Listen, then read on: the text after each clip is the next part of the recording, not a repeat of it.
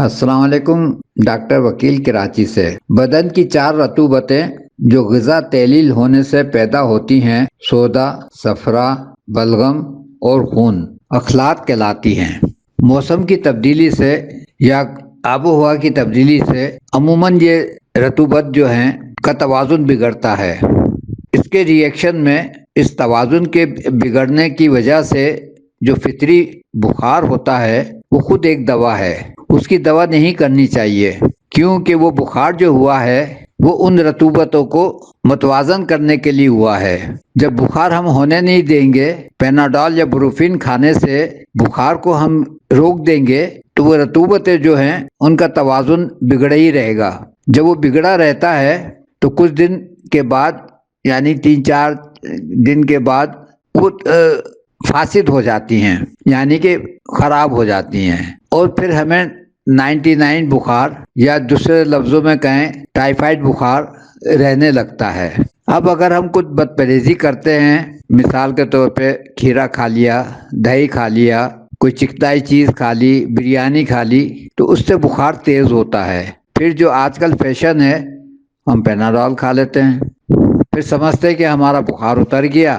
پھر کسی چیز کے کھانے سے 1-8 دن میں جب کبھی پھر بخار سر دکھاتا ہے، پھر ہم پیناڈول کھا لیتے ہیں، بروفین کھا لیتے ہیں، وہ یہ سلسلہ چلتا رہتا ہے۔ اب یہ پہلے تو معدے کو خراب کرتا ہے، یہی بخار، سینے میں جلن ہونے لگتی ہے، کھٹی ڈکاریں آتی ہیں، پیشاب پیلا آنے لگتا ہے، جگر خراب ہوتا ہے۔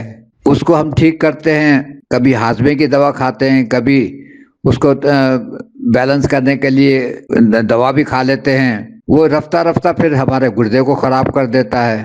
جب گردہ خراب ہو جاتا ہے تو اب نیچے کا بلڈ پریشر بھی ہونے لگتا ہے۔ اوپر کا بلڈ پریشر جو ہوتا ہے وہ عموماً معدے کی خرابی سے ہوتا ہے، نیچے کا جو بلڈ پریشر ہوتا ہے وہ گردے کی خرابی سے ہوتا ہے۔ اب یعنی کہ سسٹولک اور ڈسٹولک دونوں بلڈ پریشر کی شکایت ہونے لگتی ہے۔ اس کی ہم دوا کرتے رہتے ہیں، ڈاکٹر سے دوا لیتے رہتے ہیں۔ اب جب وہ بلڈ پریشر میں یا بخار میں کوئی بدپرہیزی کرتے ہیں تو پھر بلڈ پریشر ہوتا ہے، پھر ڈاکٹر کے پاس جاتے ہیں کہ بلڈ پریشر ہو رہا ہے، وہ تو دوائی بدل دیتا ہے۔ وہ یہ نہیں سوچتا کہ بلڈ پریشر ہو کیوں رہا ہے۔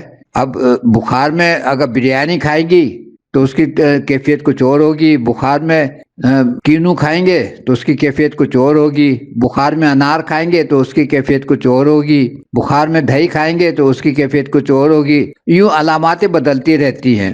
جب یہ علاماتیں بدلتی رہتی ہیں تو ڈاکٹر بھی پریشان ہوتا ہے کہ کبھی کچھ ہو رہا ہے، کبھی کچھ ہو رہا ہے۔ یہی ہومیوپیتھ بھی پریشان ہوتا ہے کہ ابھی تو کل علامات کچھ اور تھیں، اب علامات کچھ اور ہیں، اور یوں سلسلہ بگڑتے بگڑتے پھر مریض جو ہے دوائی بھی ہوتی رہتی ہیں، شوگر کا مریض بن جاتا ہے یا انجائنا کا مریض بن جاتا ہے، اور دن بدن دوائیں بھی چلتی رہتی ہیں، مرض بھی بڑھتے جاتے ہیں۔ جب ہم جیسوں کے پاس آتا ہے مریض، جو میرا طریقہ علاج ہے، میں اس بخار کو پہلے مائنس کرتا ہوں۔ جب بخار مائنس ہو جاتا ہے، آدھی بیماری تو وہیں ختم ہو گئی، اب جو باقی بچتی ہے وہ بھی ماشاءاللہ ٹھیک ہو جاتی ہے۔ تو یوں میرا مریض جو ہے فوراً اس کو ریلیف ملتا ہے اور وہ پھر ماشاءاللہ پھر سے ویسے ہی ہو جاتا ہے جیسے بخار سے پہلے تھا۔ لیکن یہ گارنٹی نہیں ہے کہ وہ دوبارہ پھر وہ نہیں خراب ہوگا، وہ جب پھر خراب اسی صورت میں ہوگا جب وہ اپنا بخار بگاڑ لے گا۔ بالکل اسی طریقے سے ہم کہتے ہیں، سب سے کہتے ہیں، بار بار میں ریپیٹ کر رہا ہوں کہ بھائی آپ اگر نہیں سمجھ رہے ہو تو کم سے کم اس بلی سے سیکھ لو جو بلی ہمارے گھر میں رہتی ہے، کہ جب وہ بخار ہوتی ہے تو کچھ نہیں کھاتی، ایک طرف پڑ جاتی ہے، اور جب وہ بخار اتر جاتا ہے، طبیعت ٹھیک ہو جاتی ہے تو پھر کھانے لگتی ہے۔ ہمیں بخار ہوتا ہے، ہم انار کا جوس پیتے ہیں، سیب کا جوس پیتے ہیں، پھل کھاتے ہیں، ٹھنڈی ٹھنڈی چیزیں کھاتے ہیں تاکہ ہماری آگ ختم ہو، دہی کھاتے ہیں، کھیرا کھاتے ہیں، اس سے بخار اور بگڑ جاتا ہے۔ اسی طرح بلی جب زیادہ کھا لیتی ہے تو الٹی کر کے اپنے آپ کو بیلنس کر لیتی ہے۔